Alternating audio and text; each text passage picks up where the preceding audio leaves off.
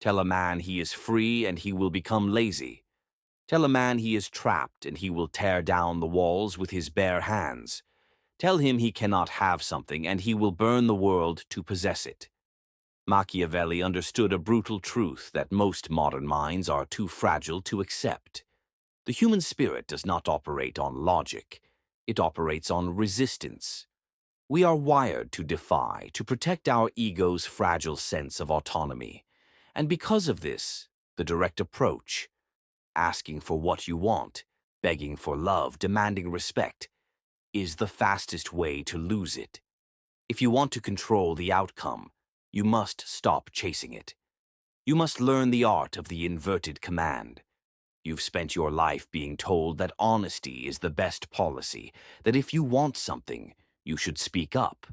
And where has that gotten you? Ignored, overlooked, taken for granted. The people who actually run the world, the seducers, the negotiators, the strategists, they don't ask. They engineer a reality where you give them exactly what they want, believing it was your idea all along. This is not a game. This is the architecture of human will, and once you see the strings, you can never go back to being a puppet. What follows are the 13 Machiavellian laws of reverse psychology. These are not parlor tricks. These are psychological weapons designed to disarm the ego, bypass resistance, and trigger the deep, instinctual drives of those around you. But a warning. To use these laws, you must first master the hardest person in the room, yourself. Because if you try to wield these weapons while your own emotions are out of control, they will backfire. They will destroy you. The blade is sharp and it cuts both ways. Law 1. The illusion of choice. The most primitive desire of the human ego is autonomy. The moment someone feels forced, their wall goes up. They will reject a good idea simply because it wasn't their idea. The amateur commands. The master offers options. Machiavelli knew that if you want a specific outcome, you never force the path. You curate the alternatives. You give them two doors. Door A is the outcome you want. Door B is slightly worse for them or perhaps unacceptable, forcing them to choose door A. Think of a child. If you tell him, go to bed, he fights, he screams, he asserts his dominance. But if you ask, do you want to go to bed now or in 5 minutes? He chooses 5 minutes. He feels he has won. He feels he is the captain of his destiny, but in reality he's walking into the sleep you designed for him. Adults are just children with bigger vocabularies and stronger defenses. In negotiation, never say, this is the deal. Say, we can sign today and lock in the price, or wait until next quarter when rates rise. It's entirely up to you. You've removed the pressure. You've handed them the crown of decision-making. Their pride is soothed. They will choose the path of least resistance, which is the path you paved. You're not the dictator. You're merely the architect of the landscape. They walk where they choose, but you built the roads. Law 2. The forbidden fruit. There is no magnet more powerful than a do not enter sign.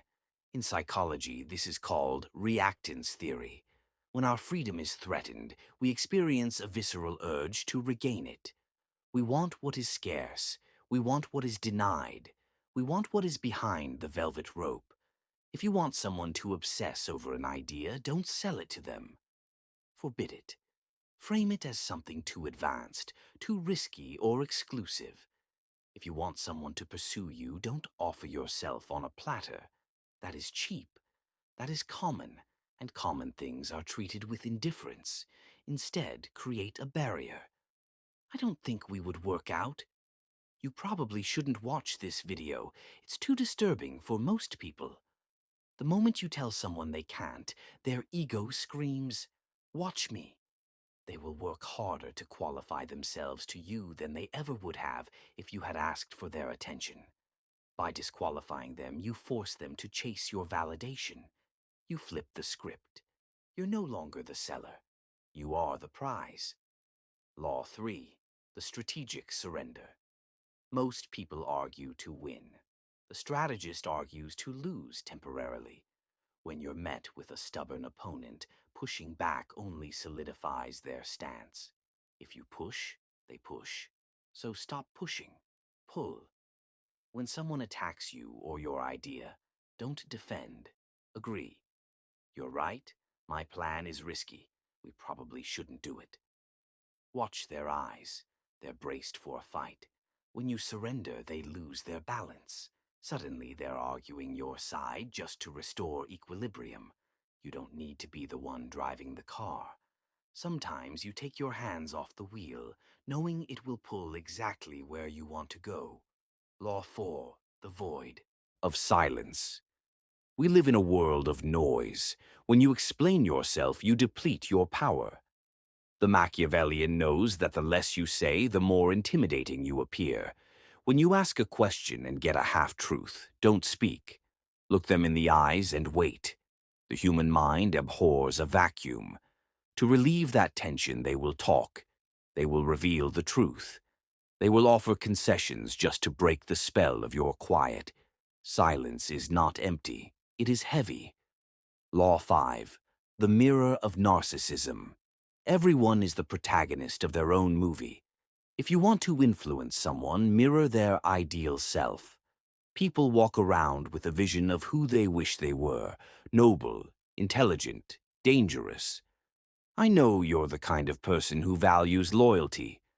I know you're too smart to fall for that. By labeling them with a positive trait, you trap them. They now have to act accordingly to maintain their ego. You've boxed them in with their own vanity. Law 6, the "you probably couldn't" challenge. This targets the deepest insecurity: competence. When you want someone to do something difficult, don't beg. Challenge their capability. I need this done, but it's probably too complex for your team. I might need to outsource it. The ego cannot let that stand.